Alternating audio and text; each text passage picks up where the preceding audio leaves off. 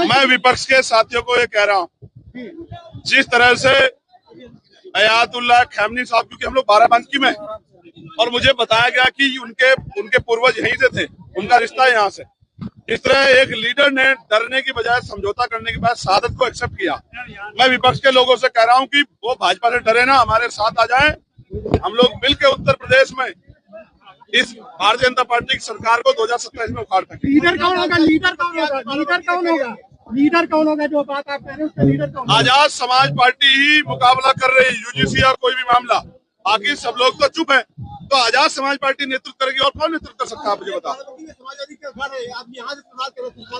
देखो, जब तक हम लोग नहीं आए थे, हम लोग काम नहीं कर रहे थे, तो ये किसी भी पार्टी को लोग वोट दे सकते थे। अब आजाद समाज पार्टी काशीराम काम कर रही है, तो जैसे नगीना में हमने 5 विधानसभाओं में, लोकसभा की 5 विधानसभाओं में भारतीय जनता पार्टी को धूल चटाने का काम किया, ऐसे ही पूरे उत्तर प्रदेश में भाईचारा बना के हम लोग भारतीय जनता पार्टी के इस जुल्म जाति की सरकार को हटाने का काम करेंगे। अब ये फैसला प्रदेश अध्यक्ष जी खड़े हैं, उनका निर्णय आप लोग बात कर लेना। मेरा काम तो ये है कि मैं जब जब ये मुझे बुलाएंगे, गली मोहल्ले क्षेत्र में मैं जा जाके पार्टी के लिए काम करूंगा। कांग्रेस कह रही काशीराम जी हमारे, समाजवादी पार्टी कह रही हमारे। देखिए, महापुरुष किसी जाति के नहीं होते, किसी पार्टी के नहीं होते जब वो नहीं रहते। लेकिन आप भी जानते हैं कि 2006 से 26 20 साल क्यों लग गए अपने अपने बताने में। हालांकि ये भी सच है कि जब से आजाद समाज पार्टी काशीराम ने मोर्चा संभाला है, जब से गांव गांव जाके मानवर काशीराम साहब के सिद्धांतों को बहुजन समाज बनाने के लिए घर घर तक पहुंचाने का काम किया है, तब से ही काशीराम साहब मेरे हैं, मेरे की होड़ लगी है।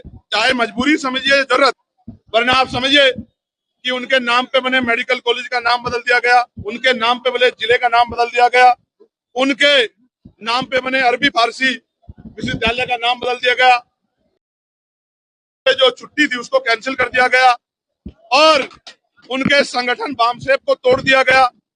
तमाम तरह की बात का काम कार्य करने वाले आज काशीराम साहब को अपना किस मुंह से बता रहे हैं? क्या उनके हाथ नहीं कांप रहे? काशीराम साहब को माला चढ़ाते हुए जिन्होंने काशीराम साहब का भर के अपमान किया, नुकसान किया उनके आंदोलन का, आज वो काशीराम साहब को अपनाने की बात कर रहे हैं। ये आजाद समाज पार्टी का बढ़ता हुआ प्रभाव है कि विरोधियों को भी आज काशीराम साहब के सामने नतमस्तक होना पड़ रहा है।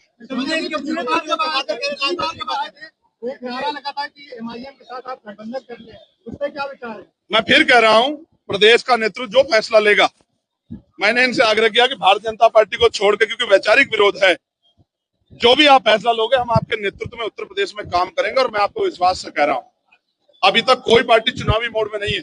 ये हमारी उत्तर प्रदेश में 7वीं रैली है और ऐतिहासिक जनसभा में मीडिया के भाइयों ने हमें कितना कवरेज किया ये तो मीडिया के भाई बेहतर जानते हैं। लेकिन अभी 29 तारीख के लिए लखीमपुर खीरी में अपने साथियों से कहना आके देखें, इतिहास रचा जाएगा लखीमपुर खीरी में। मेरी बात को अभी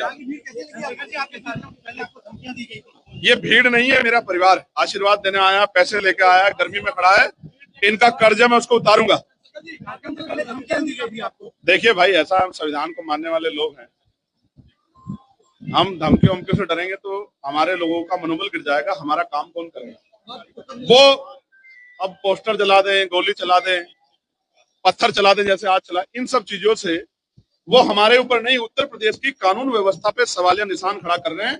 खाकी के इकबाल पे मुख्यमंत्री की जो भाषण देते हैं वो तुरंत खामन के, कानून व्यवस्था बहुत अच्छी है, हर चौराहे पे यमराज खड़े हैं, कोई अपराधी नहीं बच सकता, ये उनके ऊपर सवाल खड़ा। मुझसे पूछने के बजाय मुख्यमंत्री ने पूछो कि एक चुने हुए सांसद के पैर तोड़ देंगे, घुसने देंगे, ये कोई दूसरा देश है क्या कि घुसने नहीं दोगे? यहाँ पे मुझे वीजा की जरूरत है क्या? आप मुझे बताओ, ये पेपर का जो निरीक्षण है, ये जो निगरानी है सरकार के नेतृत्व में हो रहा है नहीं हो रहा बताओ? तो जानबूझ के सरकार मुख्यमंत्री अपमानित करने का काम करे तो आपको मुख्यमंत्री से पूछना चाहिए कि लगातार ऐसा काम क्यों कर रहे हैं। हालांकि मैं कहना चाहता हूं, यहाँ तो बहुजन समाज के लोग सदियों से अपमानित होते आ रहे हैं, वो अपमान शायद अपमान नहीं दिखता, सवाल अपमान हो जाता है, लेकिन यहाँ तो बहुजन समाज के लोग की बहन बेटियों के साथ उत्तर प्रदेश में जुल्म जाती हो रही, कोई पूछने वाला नहीं।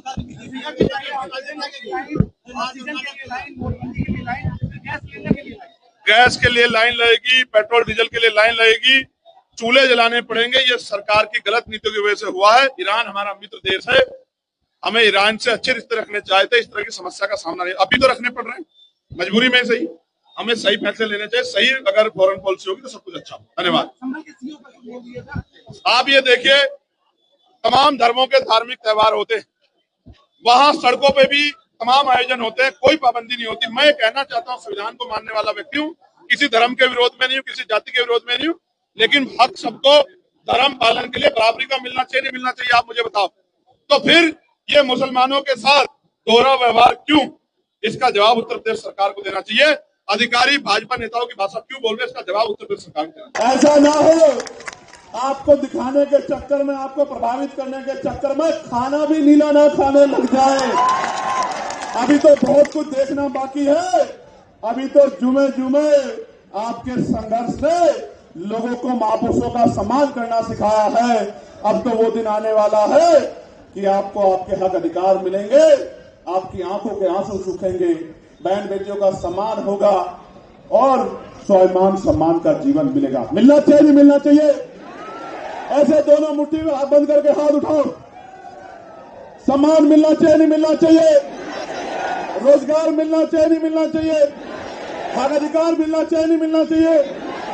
देखो, इस बात को सोच के वोट मत देना कि चंद्रशेखर आजाद को कुछ बनाना। इस बात को सोच के वोट मत देना कि आजाद समाज पार्टी को कामयाब बनाना है। एक ही बात को सोचकर वोट करना कि हमें बाबा साहब अम्बेडकर, मान्यवर काशी राम साहब, फूले साहू के सपनों को पूरा करना है। हमें अपने ऊपर जो कर्ज है उसको उतारना है। हमें अपने बच्चों को जुल्म, जाति, अन्याय, अत्याचार की बेड़ियों से बाहर निकालना है। हमें स्वाभिमान सम्मान का जीवन प्राप्त करना है। हमें इज्जत की रोटी खानी है, इज्जत का पानी पीना है।